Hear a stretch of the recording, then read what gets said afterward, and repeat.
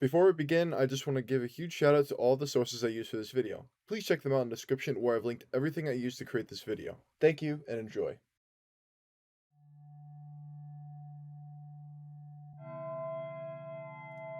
We begin our story 66 million years ago. The Chicxulub crater is formed by the very meteor that killed those dinosaurs. This meteor contains massive amounts of iridium, which is very useful to industry business. We jump to the future in 2049 when Dreyfus Industries, a major company in the GTFO universe, hires its daughter company, San Antonio Mining Industries, SMI, to start mining out the crater. During this time that San Antonio Mining Industries is mining out this meteor, they create the Garganta complex. This will house all future experiments done by SMI and Dreyfus Industries. While mining the meteor, San Antonio Mining Industries workers find these black crystals. When they are touched, workers teleport to an unknown location for a short period of time, but come back and are in shock and cannot speak about the trip. They also find in the meteor this biological source that is used for future biological experiments, which will later become the contamination.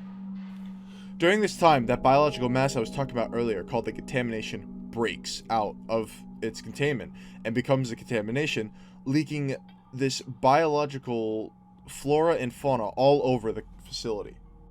Before the outbreak of the sleepers and the contamination, Kovac Defensive Services shows that SMI has a major security breach and gets a contract signed with SMI so that it can become its new security company.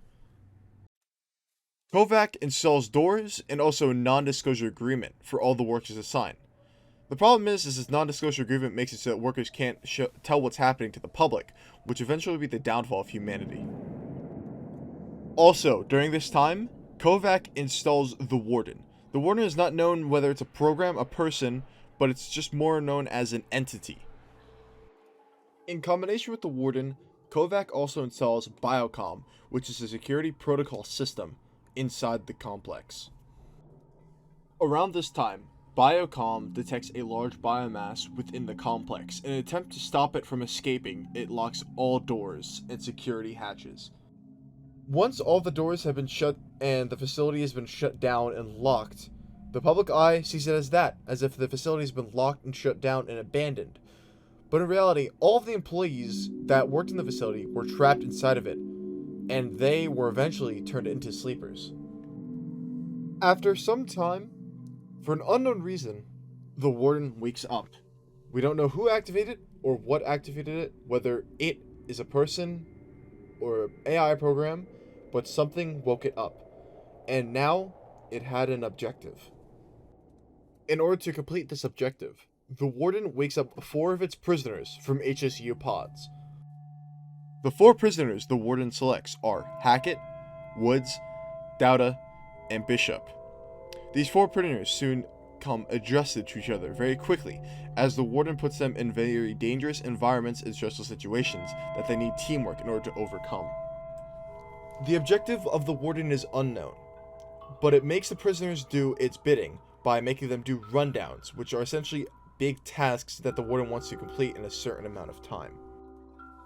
In these rundowns, there are also expeditions. Expeditions are subtasks that help complete the overall goal of the rundown.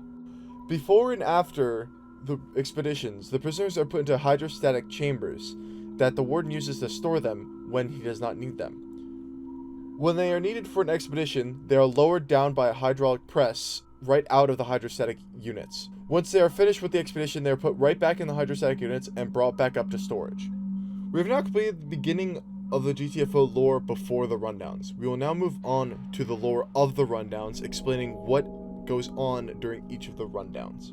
We start with Rundown 1. Rundown 1's goal is to get down to Rundown 2. In order to get to Rundown 2, they must shut off the reactor in order to open a security passage to Rundown 2. So the prisoners fight their way to get biological ID cards so that they can unlock the generator room and shut it down to reveal the secret entrance. Once this is completed, they move on to Rundown 2. Rundown 2 sees the prisoners getting hydrostatic unit DNA samples for the Warden's use. These samples are unfertilized eggs. Once Rundown 2 is completed and the prisoners have the eggs, they quickly move on to Rundown 3.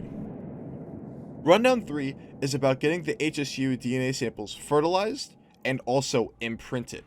The imprinting process is nothing new to the prisoners. The imprinting process is what the warden uses to communicate with prisoners and also track their location.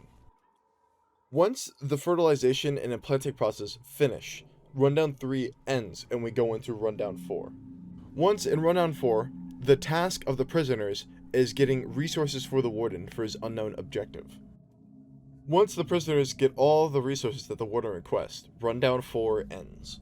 Once Rundown 4 ends, Rundown 5 begins. Rundown 5 will be gone over in the video that I'm making about Rundown 5 through 6 as it ties in directly to Rundown 6. So, that is the complete lore of the GTFO universe, from the beginning to Rundown 4.